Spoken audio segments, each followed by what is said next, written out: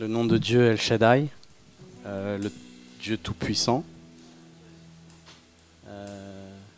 Je me prosterne, ça dit je me prosterne, je me donne à toi, je t'élève. Du coup, je vais essayer de répéter ça. Tu connais? Alléluia. Du coup, c'est entame.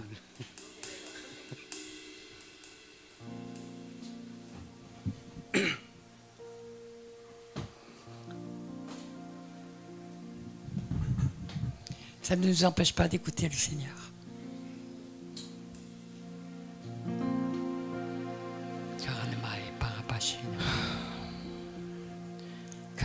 El Shaddai, El Shaddai, Sarvavalla Devane, El Shaddai, El Shaddai, Sarvavalla Devane. உம்மை உயர்த்துகிறோம், வாழ்த்துகிறோம், வணங்குகிறோம். உம்மை உயர்த்துகிறோம், வாழ்த்துகிறோம், வணங்குகிறோம்.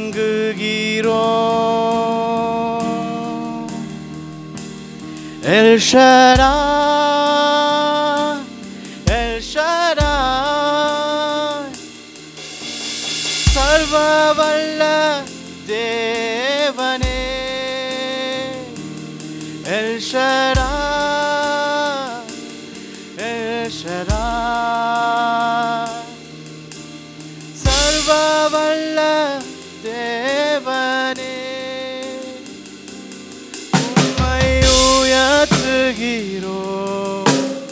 வாழ்த்துகிறோம், வணங்குகிறோம்.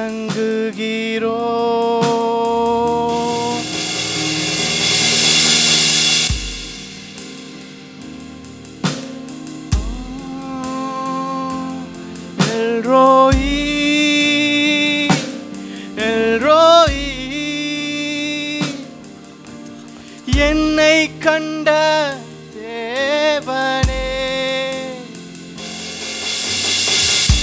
El Roi veut dire celui qui m'a vu. Et ça veut dire celui qui m'a vu du coup. Et je dis Seigneur, tu m'as vu dans ma détresse. Tu m'as vu quand j'étais au plus bas. Alors je t'appelle, je te loue. El Roi, El Roi, என்னை கண்ட தேவனே, உம்மை உயர்த்துகிறோம், வாழ்த்துகிறோம், வணங்குகிறோம்.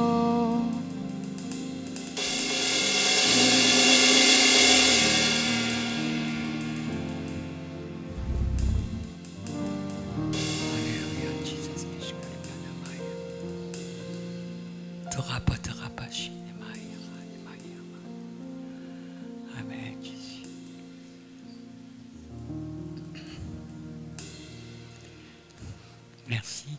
Bon, ce soir, on va aborder, on va continuer dans les esprits humains, même si je n'y suis pas encore rentré vraiment. Il y avait des préalables pour comprendre un petit peu, hein, et surtout la différence entre l'esprit et l'âme. Mais on va aborder ce sujet. Je voulais raconter hier comment j'ai été confronté la première fois, et qu'à partir de ce moment-là, quand j'ai compris, je crois que la chose qui m'a le plus frappé, c'est quand ces jeunes m'ont dit, et que je leur disais, mais pourquoi ils ne sortent pas? Ils m'ont dit, mais parce qu'ils n'ont pas vu Golgotha et ils ne connaissent pas la gloire de Dieu. Et donc ils ne craignent pas Dieu. Alors que les démons tremblent. C'est écrit. Ils connaissent Dieu et ils tremblent. D'accord? Donc c'est pour ça que dans des délivrances, si on ne connaît pas ces réalités, on peut être extrêmement impuissant. Je peux dire que mon ministère a changé radicalement à partir de là. Et surtout, il m'a été donné d'enseigner un peu partout dans le monde, ce genre de choses. Et surtout, le Seigneur m'a donné, parce que j'ai écrit un livre dessus. Ah, j'ai oublié de le mettre, oui. Pardon, merci. Parce que j'ai écrit, c'est l'art. C'est à ce moment-là que j'ai commencé à écrire mon livre sur les clés de la délivrance. Et je pense que Dieu ne voulait pas que j'écrive un tel livre avant de connaître ses réalités. Et après seulement, je pouvais l'écrire pour Dieu. Et donc, ça change complètement notre système et puis, on ne peut plus être léger. Parce que là, on commence à prendre conscience de ce qu'est le monde des ténèbres et de ce qu'est le monde des ténèbres fait par les humains en liaison avec Satan. Et en se servant de Satan, ils croient se servir de Satan et de ses démons. En réalité, c'est eux qui sont complètement prisonniers de Satan et des démons. Hein, et ils ne s'en rendent pas compte. Ils ont une impression, j'ai parlé des sorciers, ils ont une impression de puissance parce qu'ils peuvent se déplacer, parce qu'ils peuvent faire des trucs, mais en réalité, ils ne voient pas qu'ils sont complètement prisonniers, et plus que prisonniers, et qu'ils reviennent d'une manière tourmentée, que leur vie devient de pire en pire. Et moi, je l'ai éprouvé, depuis des années, j'ai vu ça, et puis c'est quelquefois parmi les plus costauds qui soient, mais quelquefois, j'oublie des clés que Dieu m'a données. Et je m'en suis souvenu d'une aujourd'hui, mais j'aurai l'occasion d'en parler, je pense, aujourd'hui ou demain. Parce que je terminerai par là. Comment est-ce qu'on les sort, ces esprits qui ne veulent pas sortir? Alléluia. Et là, vraiment, c'est là où on aura besoin de voir que la parole de Dieu en parle et que beaucoup de pasteurs, d'hommes de Dieu, qui étaient vraiment des gens qui étaient, je dirais, dans l'armée pour libérer les captifs, m'ont dit, mais Michel, tu as trouvé les clés, les racines qu'on cherchait depuis longtemps dans la parole. Parce que quand on parlait de ça, ils disaient, non, c'est pas biblique, c'est pas biblique, c'est pas biblique. Même quand j'écrivais mon livre sur les clés de la délivrance, pour ceux qui l'ont connu, j'ai eu une bagarre incroyable avec Maurice Ray, qui était un très très grand monsieur, qui habitait à Suisse. Il y en a qui l'ont connu? Oui, bien sûr, ouais. Ah les Suisses connaissent, oui. Oui, parce que c'était un apôtre et vraiment un père spirituel de la Suisse pendant longtemps. Il a ramené la délivrance et j'étais très très ami avec lui. On se connaissait vraiment on s'est côtoyés pendant presque 20 ans jusqu'à sa mort. Et lui, il disait non, c'est pas biblique, non, c'est pas biblique, non, c'est pas biblique. Il me renvoyait mon manuscrit et j'appelais Pierre Truchel, qui me disait, alors qu'est-ce qu'il a dit, Maurice? Alors je lui dis, il me dit que rien de ce que je dis, il est biblique. Alors il se marrait, il dit, ça ne m'étonne pas, parce que Dieu donne sa révélation au fur et à mesure. C'est-à-dire qu'avec les temps qui avancent, le Seigneur ouvre. Il a dit que la connaissance augmenterait, c'est aussi dans ce domaine. Et je pense que maintenant, tous ceux qui ont été, que je vois, qui sont venus dans le ministère, comme France, comme Jude et autres, je crois qu'ils en savent plus que moi maintenant. Et puis je me réjouis. Alléluia! C'est la norme, et la connaissance augmente. Puis un jour, on leur dira, je vous répète ce que Pierre Truchel avait dit, il dit, mais Maurice a été un pionnier, mais il y avait sa connaissance s'est arrêtée à ce qu'il pouvait connaître, et puis toi, le Seigneur t'a donné pas de connaître parce qu'on me l'a fait, mais il m'a donné de trouver les racines bibliques de cette réalité spirituelle qui est une réalité de plus en plus terrible parce que Dieu amène toujours la solution. Et pourquoi? Parce que je vous l'ai dit, la sorcellerie a pris une ampleur absolument explosive dans les derniers temps. C'est plus ou moins dit dans la parole quand il nous est dit que les hommes méchants avanceront toujours plus dans le mal. Et ça se multiplie, et puis elle est partout, mais à un point, à un stade, je veux dire, maintenant, vous avez dans vos boîtes aux lettres des pubs pour les marabouts depuis 30 ans, tout le temps, des pubs pour les voyantes, de le machin, etc. Alors que, quand on savait encore, quand j'avais 20 ans ou 30 ans, on savait encore que c'était mal. Donc, ils se cachaient. Bon, les marabouts, il n'y en avait pas beaucoup, mais les voyantes, etc., ils se cachaient. Hein, et on se passait les adresses sous le manteau. Ils ne mettaient pas sur leur porte voyante. Hein, parce qu'il y avait quand même encore des racines judéo-chrétiennes qui fonctionnaient et qui faisaient que les gens savaient que c'était mal. Maintenant, les gens ne le savent même plus. Ils ne savent plus du tout. Au contraire, hein, ils se précipitent. Ça fait déjà un bon bout de temps que tous les journaux faisaient le thème astrologique, et puis ils ne se vendaient pas s'ils ne le faisaient pas. Alors moi, je peux vous raconter, moi je l'ai fait dans un de mes tout premiers boulots, quand je travaillais à Noir et Blanc, pour ceux qui ont connu ce journal, qui était un journal d'après-guerre. Bon, je ne suis pas né, j'étais pas journaliste après-guerre, hein, mais il existait encore 20 ans après. C'était un des premiers journaux que j'ai fait. Et qu'est-ce qu'on faisait? C'était moi qui rédigeais quelquefois on me demandait quelquefois on me demandait, parce que c'était pas mon boulot, on me demandait de rédiger les horoscopes et on me disait mais t'as qu'à pas prendre ceux de l'année dernière aux États-Unis, ça marche très bien. Alors ça vous quand même les choses sur certaines réalités. Waouh. Bon, alors revenons aux choses sérieuses. Mais je vais repartir de ce que j'ai cité hier en Luc 11:24, qui est également en Matthieu 12. Et quand quelque chose est dit 2 fois en entier comme ça, là, mon mot près, c'est que quelque chose est très important. Et quand on lit, quand on a l'habitude de lire la Bible, il y a quelquefois une première lecture. Et puis quand on relit, tout d'un coup, un jour, on trouve un mot, un truc, et puis tout d'un coup, on s'aperçoit que le Seigneur, mais non, c'est pas ça que tu voulais dire là-dedans, Seigneur. Il y a autre chose. Et dis-moi si je me trompe, mais je crois que même les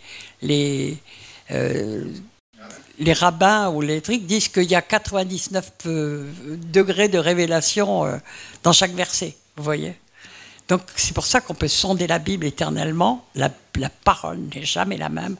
Et tout d'un coup, un verset que vous avez lu peut-être 100 fois ou 1000 fois, hein, et ben, que vous croyez me connaître par cœur, etc. Et tout d'un coup, vous êtes happé, littéralement. Et il devient Réma. C'est-à-dire qu'il est éclairé par l'Esprit et il devient parole et vie. D'accord? Alors que c'était lettre morte. On le lisait, puis ça glissait. Oui, mais je sais, mais je connais ça, j'ai déjà entendu, etc. C'est pas du tout ça, la Bible. La Bible, c'est un livre vivant. Et Dieu est insondable. Ça veut dire que sa parole aussi est insondable. Enfin, elle est sondable. Parce que Dieu nous l'a faite quand même pour nous. Mais il faut avoir l'amour de la vérité. Il faut vouloir chercher ce que Dieu a voulu dire. Et puis quelquefois, le Seigneur peut nous happer avec un seul mot. Et il va nous transformer notre vie. Amen. Alors je relis. Luc 11:24. Lorsque l'esprit impur, donc je voulais expliquer que maintenant je le lisais avec le fait que cet esprit impur était un esprit humain. Beaucoup de gens sortent en esprit, beaucoup, et dans beaucoup de disciplines. J'ai parlé du yoga, mais tous les arts martiaux, plein d'autres disciplines, tous les trucs qu'on vous dit, faites le vide de l'esprit, etc. En réalité, on vous fait sortir en esprit, d'accord? Mais sans Dieu, ok? Lorsque l'esprit impur est sorti d'un homme, il va dans les lieux arides. Qu'est-ce que sont les lieux arides dans la Bible? C'est l'endroit où sont les démons. D'accord? Pour chercher du repos. Donc c'est des gens qui cherchent du repos.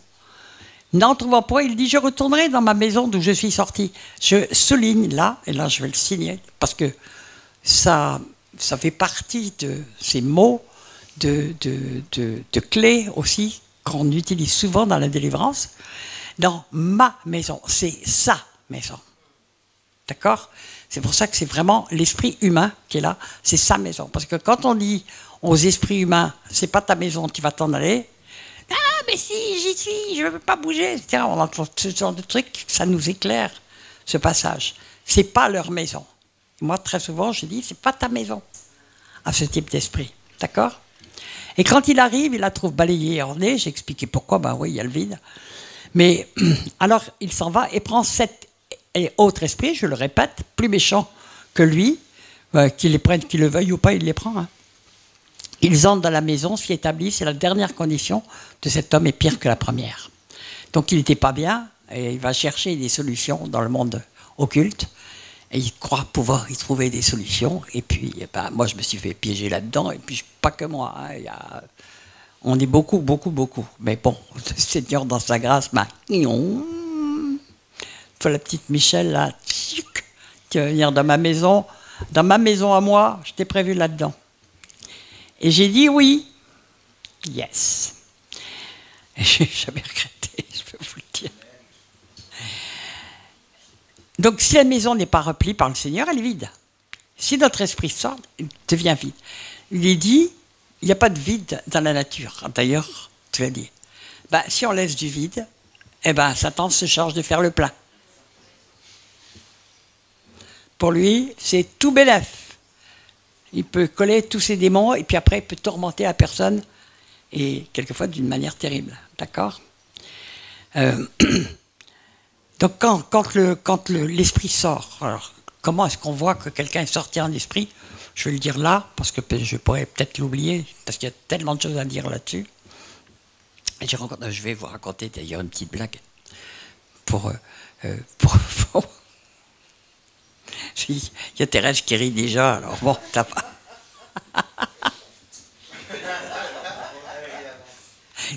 Pourquoi, je peux savoir ?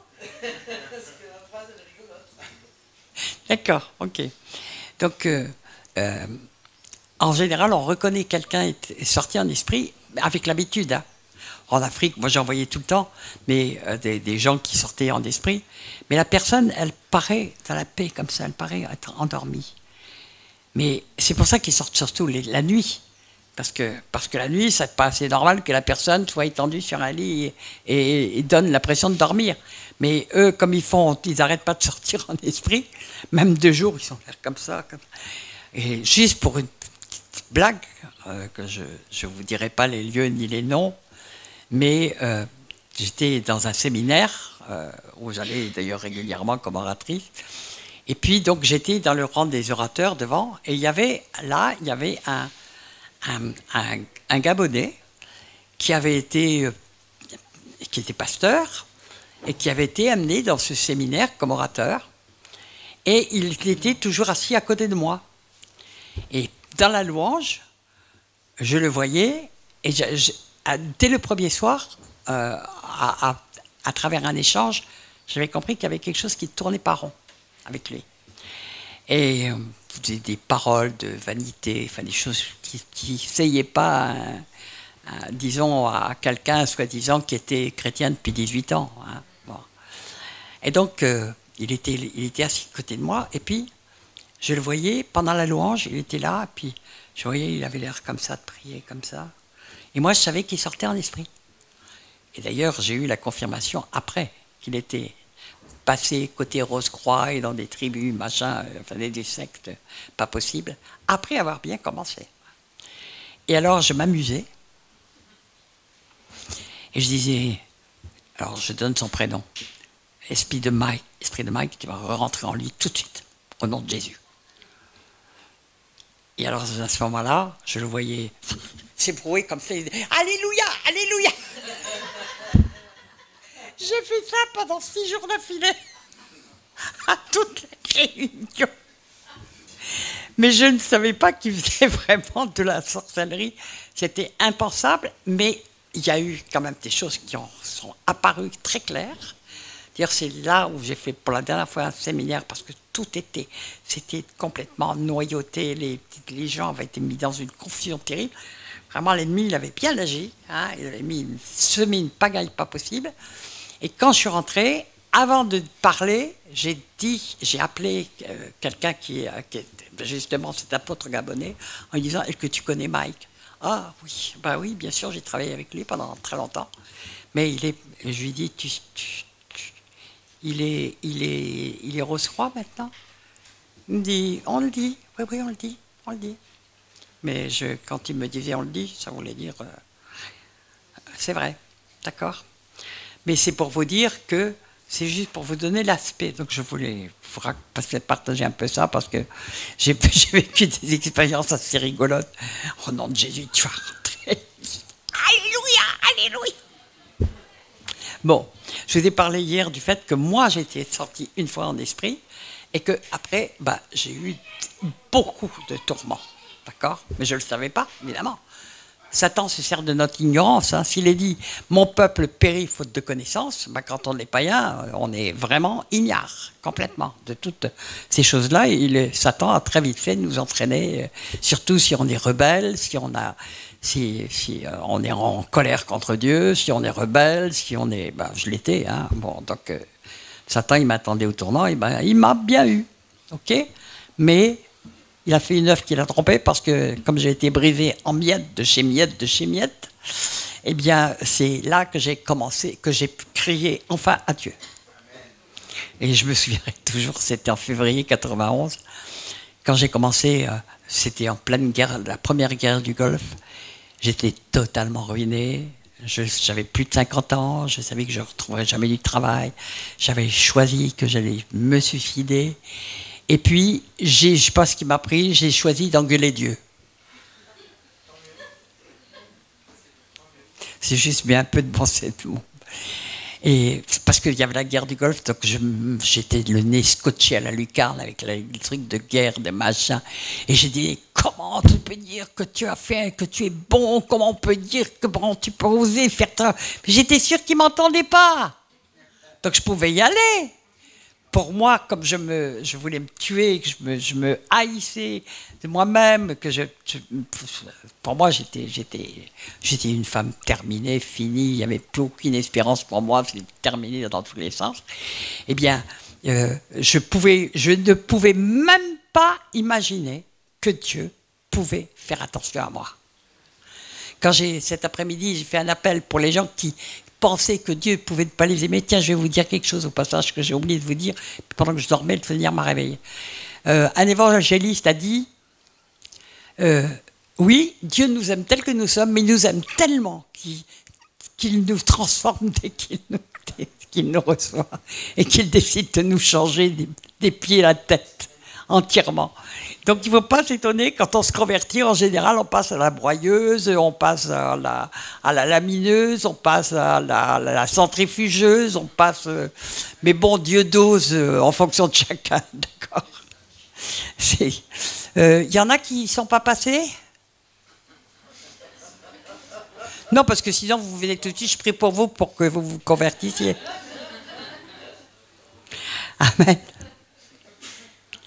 Alors, je rappelle que ce qui était dit en Luc 4 et Matthieu 4, qu'on a lu hier et avant-hier, Jésus a voulu montrer ce dont Satan était encore capable, parce que c'est encore le prince de ce monde.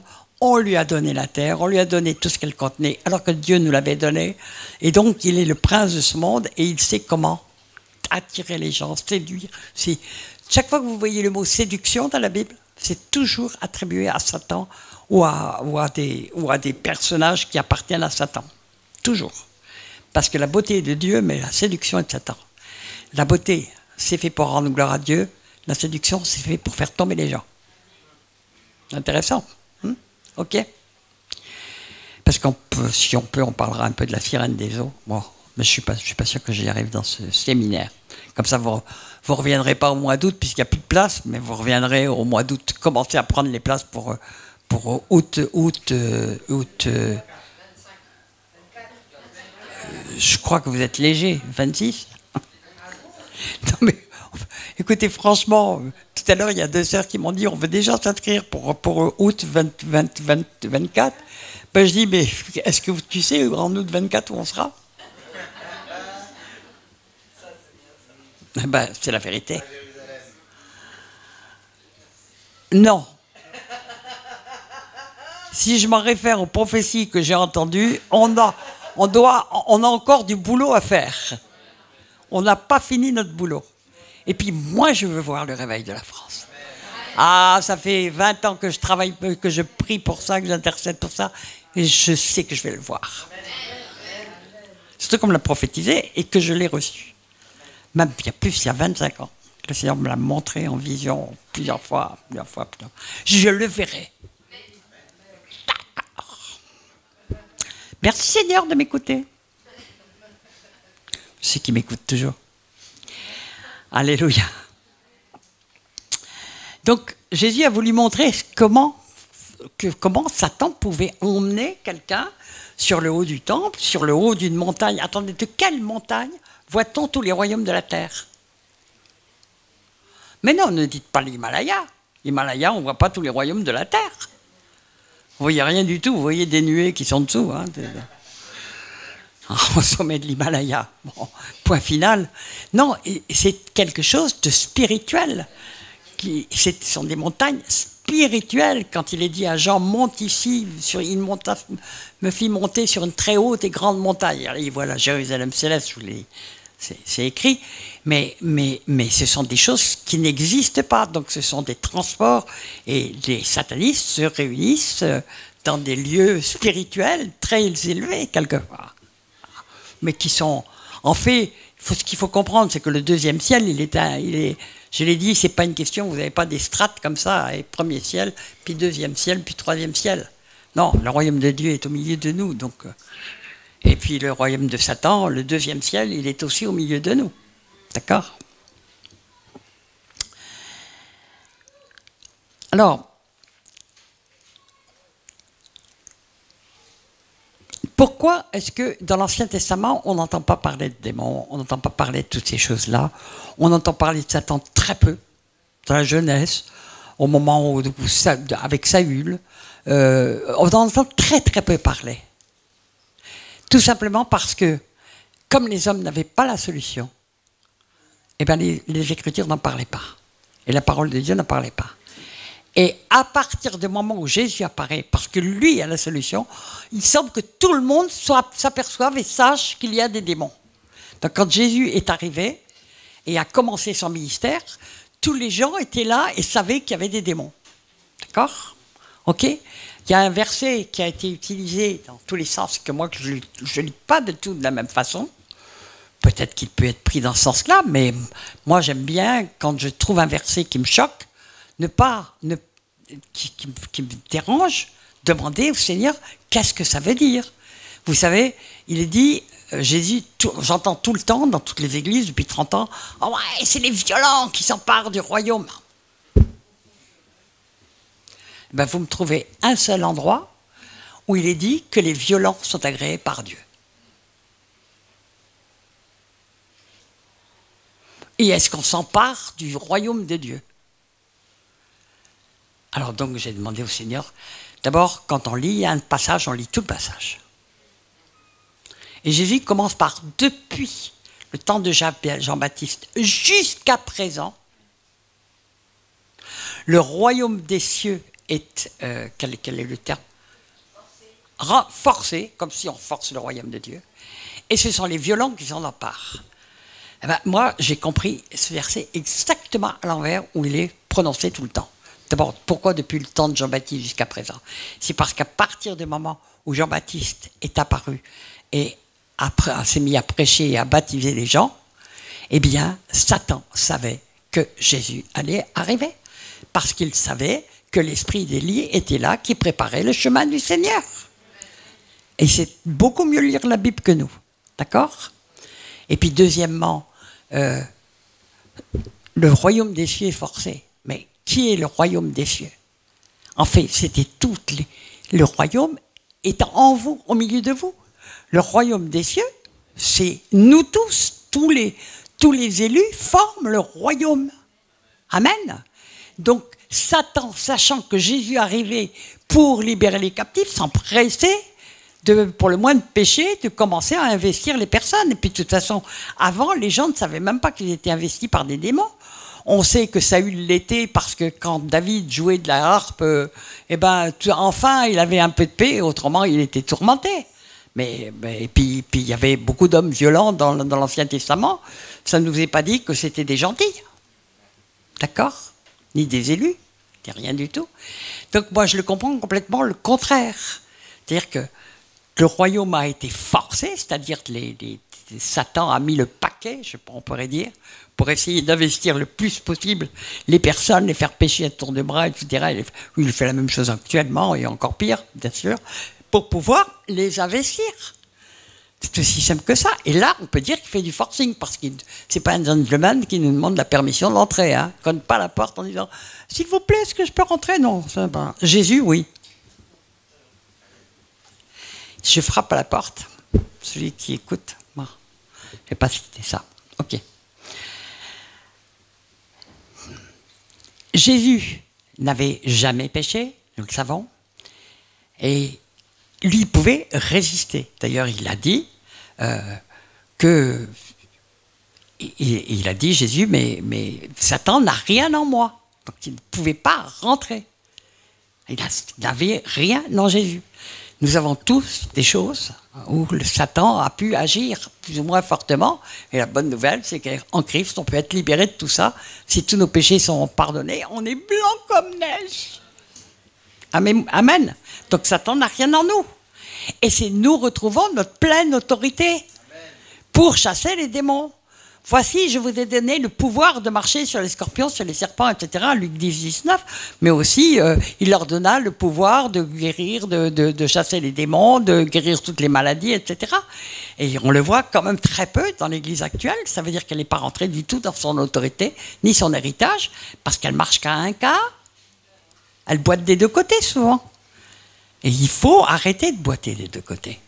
Il faut vraiment être déterminé et choisir son camp. Hein. Parce qu'il n'y a pas de no man's land entre les deux. C'est l'un ou l'autre. Okay. Alors, donc,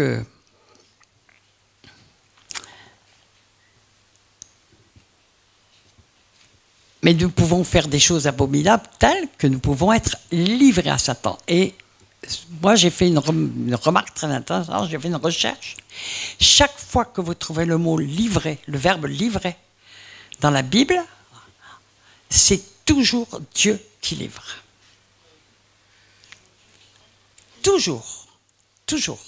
Le mot livrer, c'était très impressionnant, le verbe livrer, Ancien comme Nouveau Testament, il est je ne sais pas combien de fois, c'est toujours Dieu qui livre. C'est très intéressant. Hein? C'est Dieu qui livre. Or, il y a quand même, sauf une petite exception. C'est Paul qui le dit, mais de la part de Dieu. 1 Timothée 1,20. C'est le cas d'Hyménée et d'Alexandre que j'ai livrés à Satan afin qu'ils apprennent à ne plus blasphémer. Donc, il avait l'autorité suffisante, Paul, pour décider de livrer des hommes à Satan. Ah, je t'attends, je te les livre. Mais pour leur donner une chance, à travers leur tourment, de venir au Seigneur. Amen. Mais n'importe qui ne peut pas le faire. Il fallait s'appeler Paul et marcher dans la sainteté, dans le combat. Il y a eu beaucoup de combats contre la chair aussi, Paul, il le dit. Mais dans le combat, dans la guerre, et vraiment se garder tout le temps. Et puis il avait été visiter le troisième ciel. Il avait appris beaucoup de choses, donc il avait une autorité folle. C'est le plus grand apôtre que l'on trouve dans le Nouveau Testament. Hein. Amen. Alors, donc il avait reçu cette autorité de qui? Bien sûr, d'en haut. C'est une autorité qui venait d'en haut, pas de l'enfer. Parce qu'il y a beaucoup de gens qui sont dans des postes d'autorité, mais ils se sont installés grâce à Satan. D'accord? Parce que comme il est le prince de ce monde, Satan, il peut aussi donner des places d'honneur. C'est ce qu'il a fait avec Jésus. Je te le mettrai, je te donnerai tous les royaumes de la terre, je te donnerai le haut du temple, le haut de la hiérarchie, etc.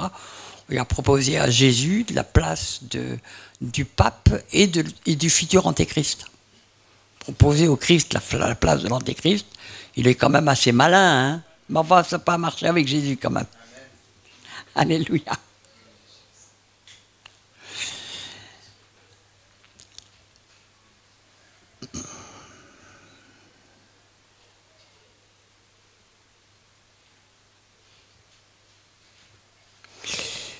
Bon, j'ai pris ça, je vais le dire parce que c'est important. Jean 16, 7. Cependant, je vous dis la vérité. Il vous est avantageux que je m'en aille, car si je ne m'en vais pas, le Consolateur ne viendra pas vers vous. Mais si je m'en vais, je vous l'enverrai. Et quand il sera venu, il convaincra le monde en ce qui concerne le péché, la justice et le jugement. J'ai mis longtemps à comprendre ces paroles. Il a fallu que le Seigneur me les révèle petit à petit. Hein?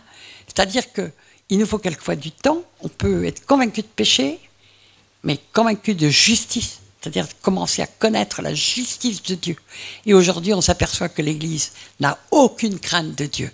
Ce qui veut dire qu'elle ne le connaît pas. Et quand on leur dit c'est un jugement de Dieu, mais Dieu n'est pas comme ça, mais Dieu ne permettra pas, mais comment tu peux dire ça, Dieu est bon, etc.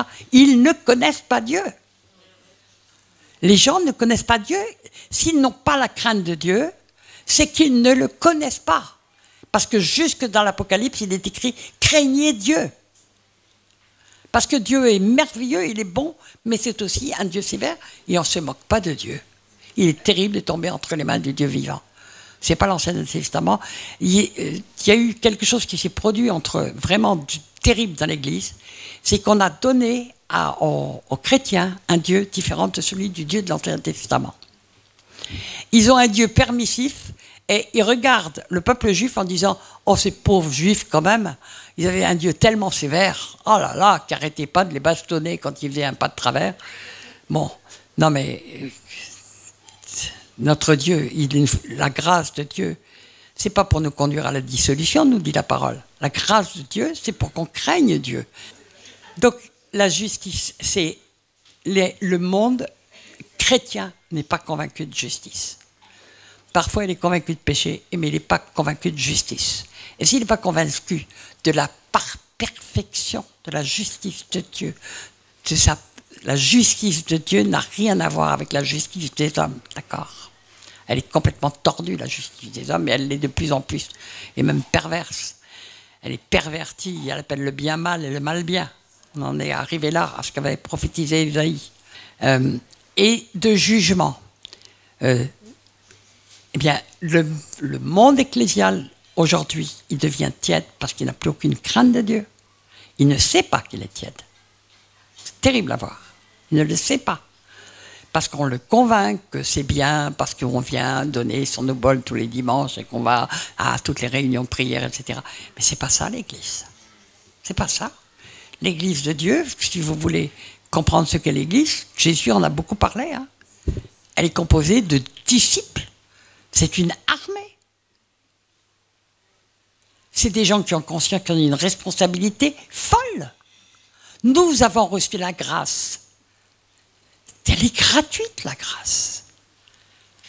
Mais parce que c'est pas nous qui avons effacé nos péchés, c'est Jésus qui les a effacés. Parce qu'on a cru en lui. Mais si on croit en Jésus, on croit en tout ce qu'il a dit. On ne fait pas le tri entre ce qui nous plaît et ce qui ne nous plaît pas. Et convaincre de jugement. Il y a les jugements qui pleuvent sur la terre. Vous croyez que c'est Satan qui fait ce qu'il veut? Mais Satan ne peut faire, il est vaincu, il ne peut faire que ce que Dieu lui permet de faire. Point final. Donc, si on ouvre des droits à Satan, il vient, il est l'accusateur des frères, il dit « Oui, il y a Michel qui a fait ça. » Et si je ne me suis pas repenti entre-temps, ben, il va avoir des droits sur moi, point final. Et il va pouvoir me faire des misères, puis après j'irai pleurer devant le Seigneur qui me rappellera ce que j'ai fait, qui me convaincra de péché, de justice et de jugement, point final. Et nous avons besoin de ça, de comprendre ça. Alléluia. Et en même temps, le Seigneur nous révèle, quand il nous montre, quand il nous convainc de péché, de justice et de jugement, il nous montre la puissance de la croix de Golgotha et de l'œuvre qu'il a faite à la croix de Golgotha. La puissance, l'incroyable dimension incommensurable de son sacrifice. L'univers entier a arrêté de respirer à Golgotha. Tout Donc, dans une délivrance, nous avons besoin de toute façon de l'aide du Seigneur et de la révélation du Seigneur, le Saint-Esprit. Alors encore plus quand on va parler des esprits humains, parce que alors là, sans ça, on peut arriver à rien du tout. Et puis, c'est en même temps le consolateur, parce que c'est lui qui nous convainc de l'amour du Seigneur, de l'amour infini du Seigneur, de la grâce incroyable qu'il nous accorde, et là quand même de la merveille des merveilles. Alors que les Juifs ne pouvaient se présenter, le grand sacrificateur pouvait rentrer avec peine dans le Saint des Saints une fois par an, eh bien nous pouvons nous présenter tous les jours devant le trône de grâce Le rideau a été déchiré par Jésus. Et nous pouvons, et même plusieurs fois par jour si nécessaire, pour tout le temps, recevoir le pardon de Dieu. Et Dieu ne se lasse pas de pardonner. Amen. Waouh! Quel merveilleux Seigneur. Amen. Alléluia. Alors, si des démons peuvent entrer, les esprits humains peuvent entrer de la même façon, sans demander les permissions, bien entendu. Et ils ne rentrent jamais seuls, ils rentrent avec des démons. D'accord? Toujours. Parce qu'ils ont besoin des démons pour pouvoir rentrer et sortir. Et nous aurons l'occasion de lire des choses concrètes qui nous montrent comment ça fonctionne. Et les esprits humains, où vont-ils après la mort? L'âme, nous le savons. Ceux des justes vont attendre, oui, dans le sein d'Abraham, hein, et Jésus l'a rappelé avec l'épisode du Lazare, hein, et ceux qui sont perdus, ben, ils vont en enfer, point final. Bon, mais il y aura quand même un jugement dernier. N'oubliez jamais que dans le ciel, le temps n'a rien à voir. Dans le troisième ciel, le temps il n'existe pas, tout simplement. Donc Dieu voit tout simultanément depuis le commencement des temps. Hein, il voit tout en même temps. Hein, et il connaît chacun. D'accord? Alors, donc ils peuvent rentrer dans des personnes. Pourquoi et comment ils peuvent rentrer? Donc on va parler des sources. Alors déjà, comment sait-on qu'on a affaire à des esprits humains? Bon, j'ai commencé à le dire. Ils se moquent, parlent beaucoup, disent des choses, ils refusent de sortir, point final. Bon, ils refusent de sortir, non, tu ne sortirais pas, tu sais rien, ils se moquent de nous, vous les entendez ricaner, oh, c'est pas toi qui vas arriver à me sortir, ils se moquent des gens, mais plus vous avancez, que vous avez mis en pratique, moins vous les entendez se moquer de vous. Ah ouais, parce qu'ils savent. Vous savez, comme dans l'histoire des 7 fils de Séva, il y a les démons qui mettent à mal les 7 fils de Séva, c'est les grands sacrificateurs, et ils disent, mais nous connaissons Paul, nous connaissons Jésus, mais vous, qui êtes-vous? Quand ils nous connaissent, moi je l'ai éprouvé beaucoup, hein. Il y a des gens qui me disent, mais dès que Jésus, que tu venais dans le séminaire, j'ai commencé à trembler, j'ai dit, viens, on va tout de suite passer à la délivrance. Et c'était vrai chaque fois, c'était drôle. Donc Jacques, rappelons ce que dit Jacques 2, 19, tu crois qu'il y a un seul Dieu, tu fais bien.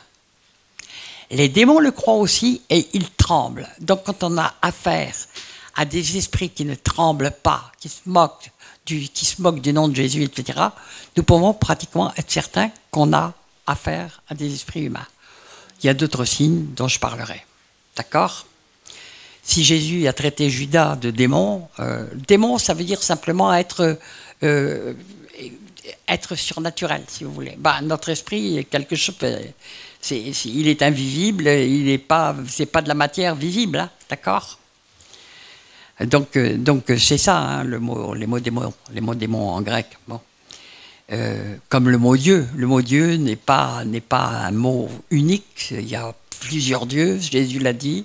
Il y a plusieurs dieux dans le monde. Ce sont des êtres surnaturels qui dominent, point final. Mais pour nous, Paul le dit, il n'y a qu'un seul Dieu. Et Dieu lui-même s'est présenté à Moïse en disant « Je suis le Dieu d'Abraham, d'Isaac et de Jacob ». Très souvent, Dieu se réfère ou à ce qu'il a fait, ou aux personnes qui ont marché avec lui. D'accord? Pour qu'on ne se trompe pas de Dieu. Amen. Donc, les anges de Satan, les démons, etc., ils tremblent au nom de Jésus. C'est le nom au-dessus de tous les noms. Et ils tremblent, ils obéissent. C'est un nom qui leur fait peur, et ils obéissent. C'est pour ça qu'il est très facile de sortir, je dirais, si on peut parler de petits démons ou de démons même gros, n'importe quoi. Si ce sont vraiment des démons, ils obéissent. Et si on a l'autorité, si on a la foi, l'autorité est basée sur notre foi, c'est ce que Jésus a dit, eh ben, nous les verrons sortir très facilement. Mais quand on se trouve face à des esprits humains, eh ben là, on se trouve devant du costaud. Et quelquefois du très costaud. Et quelquefois du très, très, très costaud. Bon. Je me souviens d'un ami qui est dans le sud de la France, que vous connaissez peut-être, qui s'appelle Mohamed, qui est évangéliste. Et son frère est évangéliste aussi en Algérie. Tu le connais? Oui, parce qu'il est à Nice, il est. Il m'appelle, j'habitais Évry à l'époque, il me dit: Michel, est-ce que tu peux me recevoir? Je t'en supplie. Est-ce que tu peux me recevoir? Parce que j'ai vraiment... ça ne va pas du tout. Écoute, je suis évangéliste depuis des années, je crois en Jésus, j'aime Jésus, je le suis, etc. Et pourtant, j'ai des pulsions pour tuer ma femme tout le temps. Je ne crois pas que ça vienne de Dieu. Et alors, il me dit: mais écoute, et puis je vis un enfer, mais j'arrive pas à comprendre pourquoi, etc. Bon. Donc, il vient à la maison.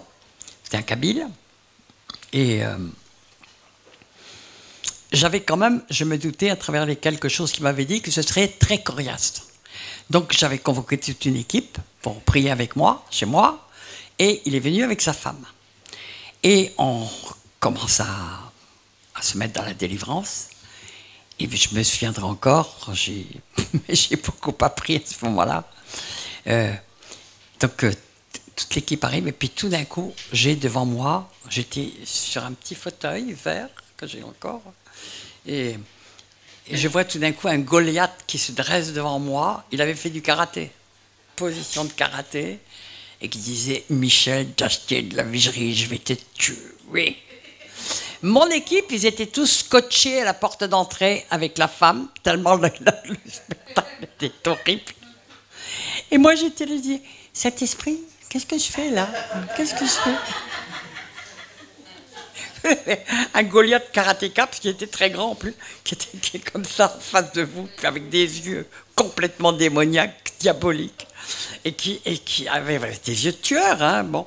Et puis là, j'en menais pas large, hein. Je dis: qu'est-ce que je vais dire? Qu'est-ce que je fais? Et donc, le Seigneur me dit: dis à Mohamed de revenir. Waouh! Alors retenez ça, parce que à partir de cela, j'ai pratiqué ça, parce que j'ai compris beaucoup de choses. Il était tellement possédé par ces esprits que, littéralement, c'était comme si un visage s'était superposé à l'autre. Ce n'était pas le visage de Mohamed. Il en avait les traits, il en avait les yeux, il en avait la bouche, il en avait le nez, mais ce n'était pas lui. C'était un démon très puissant qui me parlait. Et donc, j'obéis au Saint-Esprit, je lui dis: Mohamed, tu reviens. Mohamed revient. Et c'est comme si je vois de nouveau le visage de Mohamed qui se remet à la place du visage du démon. Les mêmes traits. C'est très étrange à voir. Il faut l'avoir vu pour le voir. Peut-être que d'autres l'ont vu. C'est très impressionnant. Et donc, je lui dis: écoute, tu as compris ce qui s'est passé? Parce qu'il en avait une vague conscience, mais il était immobilisé. Et donc, à partir de là, je lui ai dit: écoute, il faut que tu restes avec nous. Tu ne te laisses pas partir, parce qu'il était sorti en esprit en réalité. Hein. Et donc je lui ai dit: maintenant tu vas combattre avec nous pied à pied, parce que je n'ai pas envie que tu en fasses de moi un steak haché. Et puis toute l'équipe, dont sa femme qui était scotchée, ils sont revenus tout doucement, mais avec la peur, parce qu'ils avaient vu un monstre. Et à partir de là, on a commencé à faire cette délivrance. Bon, ça a duré 8 jours. On a commencé à chasser une centaine d'esprits humains. Il est reparti, parce qu'il les invoque avec le Coran. Ils invoquent ces esprits. Ils invoquent les esprits des ancêtres. Ils le font au moment de leur circoncision démoniaque. Ils invoquent encore des esprits d'ancêtres, etc., etc. Tout le monde autour en fait autant. Eh ben, ils peuvent être chargés. Il ne faut pas s'étonner qu'ils soient complètement disjonctés après. Mais c'était vraiment, vraiment impressionnant. Et au bout de 8 jours, on n'avait pas fini. Je l'ai retrouvé 6 mois après. On a recommencé pendant 8 jours. Puis je suis allé après à Nice et on a encore recommencé. Et puis, bon, petit à petit, on est arrivé à libérer. Mais ça ne pouvait se faire que par étapes. Et vraiment par étapes, parce qu'on avait affaire à des démons qui n'obéissent pas au nom de Jésus, dans aucun cas. Je ne sais pas pourquoi, je sais que je ne l'ai pas noté. Je vais donc le faire tout de suite. Et puis, Viviane, tu es là? Parce que tu vas venir donner un petit témoignage. Je passe du coq à l'âne, mais je passe parce que j'ai peur d'oublier, dans les moyens de sortir ces esprits. Il faut comprendre que si ce ne sont pas des démons normaux qui comprennent toutes les langues, eh bien, la plupart ne comprennent que leur langue. Et je me souviens, par rapport à quelqu'un d'autre qui était complètement démonisé avec aussi des démons, et qui était d'origine arabe, ben, j'étais là, et puis je me suis aperçu qu'il y avait un esprit humain qui refusait de sortir parce qu'il ne comprenait pas.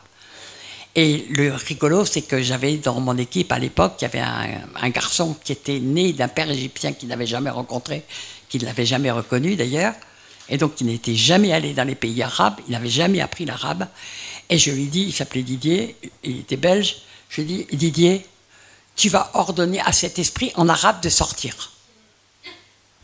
Mais il me dit, je ne parle pas l'arabe. Je dis, je m'en fous. Ben vous savez ce qui s'est passé? Il s'est mis à parler arabe et l'esprit est sorti. Non mais, je savais que Dieu allait faire quelque chose. Hein, d'accord? Bon. Mais tout ça pour dire que ces esprits... Alors, je vais vous dire comment nous l'avons découvert. Et Viviane est un témoin, puisqu'on était ensemble. Quand ça s'est passé, je faisais un séminaire à l'église du Marais, il y a une vingtaine d'années à peu près. 15 ans. 15 ans à peu près. Et donc, j'ai découvert des choses au fur et à mesure que je vais partager avec vous. Et on avait un Chinois qui était dans la salle, qui était un surdiplômé, une grosse tête, qui avait fait vraiment diplôme sur diplôme sur diplôme sur diplôme, qui était toujours au chômage, qui ne comprenait pas pourquoi. Nous, on avait compris qu'il y avait une grosse malédiction. Mais on avait fait, je ne sais pas, j'avais fait déjà 3-4 séminaires avec lui. On n'arrivait pas à sortir cet esprit. On n'y arrivait pas. On n'arrivait pas à le délivrer complètement. Il sortait des démons, mais il n'y arrivait pas, il était toujours sur la malédiction. Et puis, j'étais avec le pasteur Gilles Boucomont à ce moment-là, et tout d'un coup, il a une révélation. Il dit, mais si c'est un esprit d'humain chinois, ben, il comprend que le chinois. Alors, je raconte la suite. Il dit, est-ce qu'il y a quelqu'un dans la salle, on était une centaine à peu près, est-ce qu'il y a quelqu'un dans la salle qui parle le chinois? Je laisse Viviane raconter. Après, je commenterai. Parce qu'on s'est rendu compte qu'on avait affaire à un esprit humain qui ne comprenait pas notre langue. Alors, vous pouvez toujours leur dire « sors au nom de Jésus », ils ne comprennent pas. Donc, bonsoir. Donc, en fait, je suis d'abord pour situer l'événement. J'ai été convertie par visitation. Donc, très naturellement, les dons charismatiques, tout ça, j'ai été familiarisée tout de suite. Mais de là à m'attendre à ce que Dieu m'emmène au séminaire de Michel d'Astier, moi je me dis, bon voilà, je me suis dit, Seigneur, est-ce que je dois venir ou pas? Je veux bien suivre une sœur qui est très mature dans le Seigneur, elle avait déjà une vingtaine d'années de conversion, j'ai dit, bon, allons-y. À peine j'étais assise en train d'écouter, toute jeune convertie. Oui, nouvellement convertie par visitation. Je me dis, est-ce que je dois venir à ce genre de séminaire? Et le Seigneur ne m'a pas laissé le temps de réfléchir. Et Michel m'a dit, bah, qu'est-ce qui parle en mandarin? Qu'est-ce qui parle le mandarin ici? Alors je me suis dit, est-ce que je vais lever la main ou pas? Bon, je me suis dit, bon, allons-y. Une petite main qui s'élève au fond de la salle, elle était au fond de la salle. Et puis après, Michel m'a dit, bah, écoute, commande Tu vas répéter ce qu'on te dira en mandarin. Tu vas répéter ce qu'on va te dire en mandarin. Ordonne à cet esprit de cet homme de revenir au nom de Jésus. De sortir, de partir. Non, oui, de partir d'abord et après appeler que son esprit revienne en lui. Ah, que son esprit à lui revienne en lui, d'accord. Il fallait parler en chinois parce qu'il ne réagissait pas. Mais quand on a parlé en chinois, il retrouvait son esprit comme ça. Alors, que je vous explique, parce que c'est ça où on voit la main de Dieu, et c'est quand même, pour moi, ça m'a pris beaucoup, c'est que elle était arrivée en tremblant, en disant « j'ai jamais fait de délivrance », et pour cause, elle était à peine convertie, et on lui demande de chasser un esprit hyper costaud en mandarin. Eh bien, je peux vous assurer que l'esprit s'est saisi d'elle, et qu'elle a parlé, moi je ne comprenais pas ce qu'elle disait, évidemment, elle a parlait, mais avec une autorité. Ah oui, alors j'étais étonnée, c'était pas moi. Et il y avait Michel qui mettait sa main sur ma tête pour la couverture. Maintenant, après des années, j'ai compris, c'est vraiment une couverture spirituelle. Non, je t'ai transmettais l'onction. Oui, je ne sais pas quoi, mais en tout cas, je sais que... J'espère que je t'expliquerai. Mais en tout cas, j'ai parlé avec autorité, qui ne venait pas de moi. Ah oui, non, mais ça venait d'en haut. Et alors, impressionnant. Ah, c'est très impressionnant. Et par la suite, à peine tu es convertie de quelques jours ou quelques mois. Quelques mois par visitation. Ouais. Voilà. Et après, cet homme était tellement chargé que Gilles Beaucouin... Attends, il s'est passé quelque chose entre-temps. À partir du moment où elle a chassé cet esprit, le gars, je ne sais plus comment il s'appelait. Je ne me rappelle plus. Je ne me souviens plus de son nom. C'était un homme d'une quarantaine d'années à peu près. Oui, c'est ça. Et il fait un vol plané. Ah oui. Oh là là, et déjà, il est libéré de cet esprit humain. Mais c'était pas fini. Ah, c'était violent. C'était violent. C'était très violent. Ah, c'était violent. Un tel point où on devait le mettre dans l'arrière-salle. Alors, après, ils sont partis dans l'arrière-salle. Alors, je me suis dit, allons-y. Alors là, je suis encore réquisitionnée pour ça. Je me suis dit, allons-y. Réquisitionnée pour parler mandarin.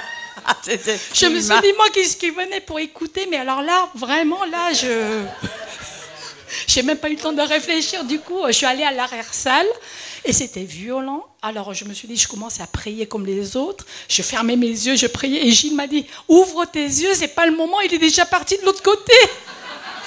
Justement, avec ce genre de vol plané, mais avec une puissance, il est parti comme une flèche, comme ça. Alors, du coup, j'ai dû courir parce que j'ai fermé mes yeux.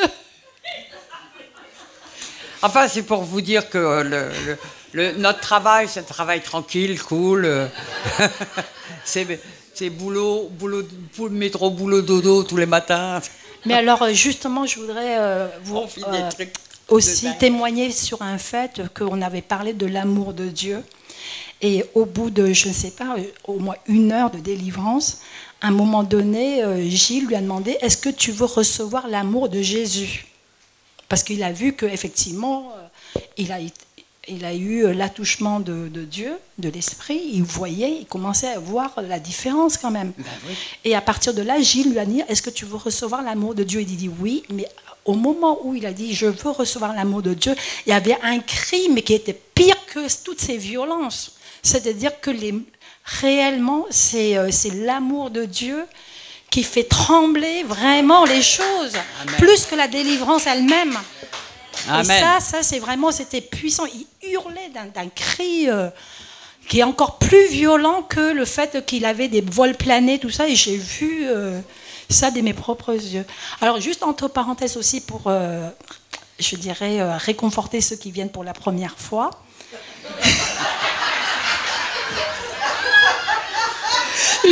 N'ayez pas peur. J'ai eu une petite suite comme ça. J'ai dit, Seigneur, mais franchement, avec tout ce que j'ai vu, est-ce que je vais revenir là? Et je suis partie faire une course pendant 15 ans, elle n'est pas venue dans mes séminaires. Elle a dit, alors je vais pas recommencer. Je me suis dit, oh là, avec tout ce que j'ai vu, là, je me suis dit, bon, il faut la grâce, on me dit, mais... Tu es venue l'année dernière aussi. Oui, mais là, c'est après 15 ans. Parce que après 15 ans. Mais après, je devais... J'ai chaud, je préfère pas y aller. Alors, c'était pour réconforter ceux qui viennent pour la première fois. Et donc, les jours suivants, comme je devais venir justement les jours suivants, je me suis dit, il ne faut pas faire les choses à moitié, il faut quand même venir. Mais je me suis posé la question, vu tout ce que j'ai vu, en avant-première comme ça, je me suis demandé si j'allais revenir. Et j'avais posé la question au Seigneur, je lui ai dit, Seigneur, est-ce que je dois revenir? Et je suis partie faire mes courses, vous savez, dans le quartier chinois. Et puis, bon, j'étais en train de marcher comme ça, j'ai dit Seigneur, est-ce que tu veux? Et puis j'ai complètement oublié ma question. Et puis tout d'un coup, en marchant, le Seigneur me dit, comme je vous ai dit, comme j'étais convertie directement par la visitation de Dieu, j'étais très sensible à ce moment-là, comme un bébé que le Seigneur donne et donne et donne. Ah oui, c'est vrai. Et donc j'avais entendu une voix, il dit, lève ta tête. Je levais ma tête et je regardais la plaque, c'est marqué Astier de la Vigerie. Et oui, dans le quartier chinois à Paris, il y a la dans le quartier chinois, c'est marqué rue Astier de la Vigerie. Je dis bon, bah allons-y. C'est mon beau-père et mes 2 oncles.